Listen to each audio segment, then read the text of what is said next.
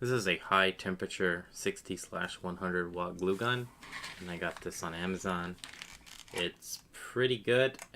Does get very hot, so if you're used to using the Crafts glue guns, so this was my Crafts glue gun, and it's a pretty nice gun. It's only 20 watts, so the power here is just, 3 to 5 times as much. Now this one you could just, touch the tip, it won't burn you. You could just squirt glue on your hand and it will be uncomfortable, but you won't get any burns really. This one, you have this on 100 and you squirt this on, you'll probably get blisters. You will get blisters. You have to be very careful. And it does run, so if you're used to using these Crafts ones and you're used to picking it up or mushing it around with your fingers and doing stupid stuff, you need to think twice about getting a high temperature gun. Though that being said, there's lots of advantages to using the larger gun. Main thing is the material, so you don't have to reload this hardly ever. There's so much more glue in this larger stick than these little ones, and this is also much better bond.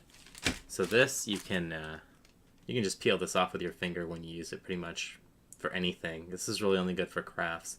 This actually, it takes a lot of heat to melt this, so if you're going to use this in electronics products and stuff, it will stay bonded pretty good even if you are using it in like an aluminum enclosure where there's some heat. As far as removing hot glue, you can either use a heat gun or you can use alcohol, and that'll work on both of these pretty well. Even this, you put alcohol on there and just peel it off slowly, it will break the bond.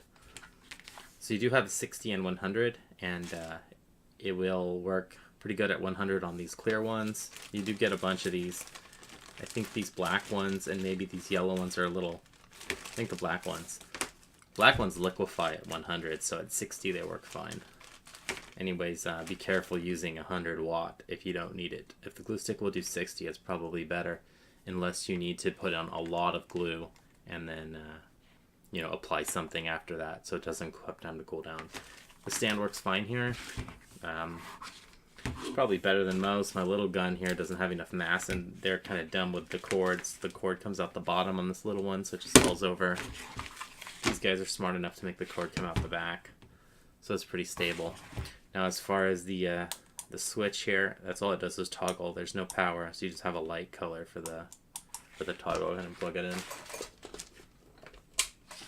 So it's green, and then it switches to red, so you know which setting it's on at a glance.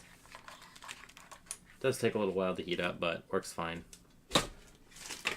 Definitely good if you need to do industrial stuff or you want to make a lasting thing rather than just using the Crafts gun and hot snot and whatever.